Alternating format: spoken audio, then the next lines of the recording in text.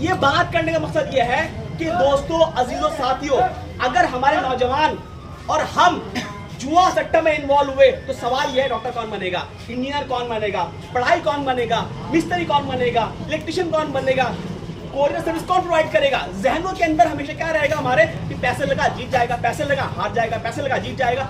और जब इंसान एक बार इसमें घुसता है तो जैसे वो पैसा हारता है, अब उसके इससे बाहर निकलना मुश्किल होता है।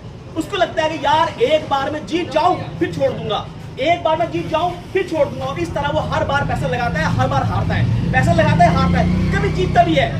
जीतता है तो बेतहाशा खुशी का इजहार करता है, हारता है तो गमगीन रहता है, घर में खाने तो नहीं होता, बीवी बच्चों से लड़ाई होती है। इस तरह का समाज अगर बनेगा तो समाज में खुशहालियां कहाँ होगी। इसीलिए अल्लाह ताला ने जुए को, शराब को, सूद को हराम किया, क्योंकि ये समाज के अंदर बिगाड़ पैदा करते हैं। तो आपसे हमारी गुजारिश ये है, हम मुसलमान हैं, हम पर फर्ज है अल्लाह और उसके रसूल की पाबंदी करें। बल्कि तमाम इंसान, चाहे वो मुस्लिम भी नहीं हो, उनके लिए भी जरूरी है, उनकी दुनिया की अच्छाई के लिए, कि वो शराब, जुआ, सट्टा से दूर रहे, वरना वो बर्बाद हो जाएंगे। क्योंकि कानून, खुदा के कानून जो है वो सबके लिए है। इंसान को नहीं मानता तो अपना नुकसान करता है।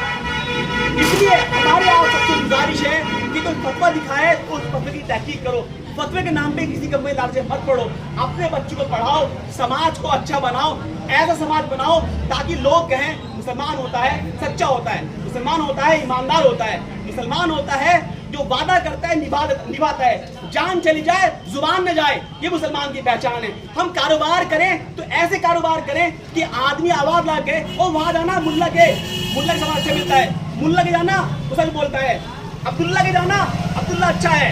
ये इमेज बेसिकली हमारी होनी चाहिए। जब ये इमेज रसूलुल्लाह सल्लल्लाहु अलैहि वसल्लम के सहाबियों ने पेश की तो इस्लाम का बोलबाला हो गया, लोग इस्लाम में मुतासिर हुए, इस्लाम समझा, इस्लाम में शामिल हो गए। लेकिन जब हमने उल्टा किया, हमने झूठ बोला, धोखा दिया, बेईमानी की, गाली गलौज किया, अपनी इमेज खराब की, तो सूरत हाल आज देख रहे हैं कि किस तरह की सूरत हाल हमारे सामने है। तो आपसे हमारी बात करने का मकसद यह है कि उस दीन को पहचानिए जो अल्लाह ने आपको दिया है, जिसमें यहाँ भी कामयाबी है और यहाँ से ज्यादा वहाँ भी कामयाबी है। एक आखिरी बात वो ये है, इतना फोकस क्यों इन बात पे, इसलिए कि हज़रत मोहम्मद सल्लल्लाहु अलैहि वसल्लम फरमाया, जिसने हराम खाया, हराम पहना, उसकी नमाज कबूल होगी, न रोजा कबूल होगा, न हज कबूल होगी, न ज़कात कबूल होगी। एक और हदीस में आता है, जिसने हराम खाया और हराम से गोश्त पला तो ये गोश्त जहन्नम के लायक है। ये जो हमें बता दिया गया, क्या इसके बाद भी ये मौका बचता है कि हम ये काम करें? क्या इसके बाद भी हम कह सकते हैं कि हम जन्नत में जाएंगे? जन्नत में कोई नहीं जाएगा, जन्नत में सिर्फ वही जाएगा जो अल्लाह की बात मानता होगा, अल्लाह पर ईमान लाया होगा। अल्लाह ताला को सिर्फ इस बात से कोई गरज नहीं है कि एक इंसान को पैदा कर दिया किसी ईसाई घर में, किसी हिंदू के घर में, किसी दलित घर में, और एक को पैदा कर दिया किसी मुसलमान के घर में। इस बुनियाद पर नहीं होगा, फैसला होगा इस बात पे होगा कौन ईमान लाया और किसी ने अमाल किए। कुरान भरा पड़ा है इस बात से। कामयाब सिर्फ वो है जो ईमान लाए और नेक अमाल किए। कामयाब सिर्फ वो है जो ईमान लाए और नेक अमल किए। कामयाब सिर्फ वो है जो ईमान लाए और नेक अमल किए। तो अपनी जिंदगी में ईमान को समझिए और नेक अमल कीजिए, ताकि दुनिया भी कामयाब हो जाए और इसके बाद जिंदगी हमारी कामयाब हो जाए। यहाँ अगर हमने सट्टे से, सूद से पैसा कमा भी लिया तो आग हमारी बर्बाद हो जानी है। लेकिन इतिहास इस बात का गवाह है, तारीख गवाही देती है कि सूद और सट्टे ने और जुए ने समाज को बर्बाद किया है। सट्टा बनाने वाला हमारे लिए नहीं बनाता, अपने लिए डिजाइन करता है कि मैं कैसे पैसा कमाऊंगा।